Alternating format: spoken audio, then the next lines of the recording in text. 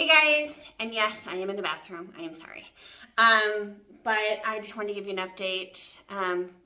Earlier, you saw that I had peaked. And so I called my nurse, because I have to call my clinic anytime I get a surge. And they actually had me drive up to Denver because they're like, well, you're only measuring, and I guess I wasn't even measuring 13 yesterday. I was only measuring like 12.5. So they were like, let's just double check and make sure you have a surge, or not, if it's not a false positive. And so I went up to Denver, about a 40-minute drive, and did my blood test. And I just got a call back from the nurse. I did indeed surge. However, my progesterone level is low, which means I haven't released yet. So I have to take a trigger shot. And then tomorrow morning at 10 o'clock, we are doing the IUI number 2. So yeah, it funny because my body is my body, and it decided to do everything very quickly and very fast. I'm a little concerned that the follicle probably isn't going to be the greatest quality because it's going to be small. But you can get pregnant with a smaller follicle. It's just like everything else in life, it's harder. But yeah, so that's where we are at. And yeah, I'm excited. So tomorrow, I'm gonna fill the trigger shot again. And yeah, get that going. All right, bye guys. Hi guys. So today is the 30th of May, so Memorial Day. Happy Memorial Day to all of us. And as we remember those who have died for us to be able to have the freedom that we enjoy.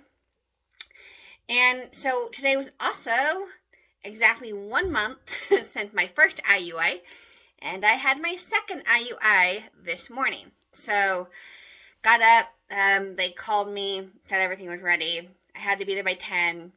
My mom drove me, just so that way I could have A, some support, and B, someone else to drive as I kind of lied down on the way back. It's not required for my clinic. They don't make you sit and lie down, but of course, got to do everything you can. So my mom drove me home so I could lie down. And as far as the IUI, this one was a little bit rougher. Things weren't working quite the way they were supposed to, and so it took a little bit longer than it was supposed to. But it worked. I don't know if it worked, but we got it done.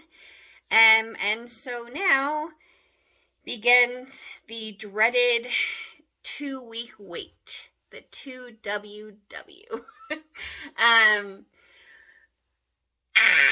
And that's kind of where you are for the next 2 weeks. Just the irony is that you're not supposed to stress, and you're supposed to be calm and serene and let your body kind of just be calm and, make it the perfect environment for healthy conception. But you're not, you're just a bundle of nerves. I mean, I'm currently 8 hours post my cycle, and so things haven't even begun to start. At least hopefully they haven't. But you're already anxious, and that's just how you are for the next 2 weeks. And the 2-week wait is horrible, because you mix so much of your hope. Obviously, when you're actively trying to get pregnant, and and especially when you're doing it in a medical setting, you're actively trying to hope and pray and be positive, and yes, it took, and yes, it's going to work. And then you also have the truth of reality, which is whether you're doing it in a medical setting or you're doing it naturally, it's very rare to get pregnant. Pregnancy doesn't come easy for a lot of people, and it doesn't happen quickly for a lot of people, which is again why you have to wait for a year of trying before they'll even see you for medical issues with infertility, because it can take that long. And then there's, the statistic that 1 out of every 4 pregnancy, that does take is a chemical pregnancy, and, will end in miscarriage.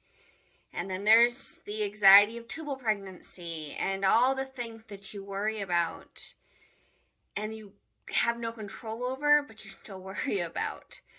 And it's hard. And I did commit to this cycle to not taking a test. So I won't be taking a test in a week just to see, do an early test. I will wait my 2-week wait, which anybody who knows me personally knows that I am an impatient person. And I want things, I if it were up to me, I'd test every day. I mean, I'm that person. I don't like waiting, and I don't like anticipation. But I am currently what we call PUPO, so pregnant until proven otherwise. And so that is what you do. If something happened to me medically in the next 2 weeks, I tell them I'm pregnant. I may not be pregnant, but you are instructed to act as if you are pregnant. And so that is exciting, but also very a lot of anxiety. And as somebody who struggles with anxiety naturally, that doesn't help, and had to take, am currently off my medication for my anxiety because I was trying to get pregnant. So, yeah, I feel fine. I was really tired.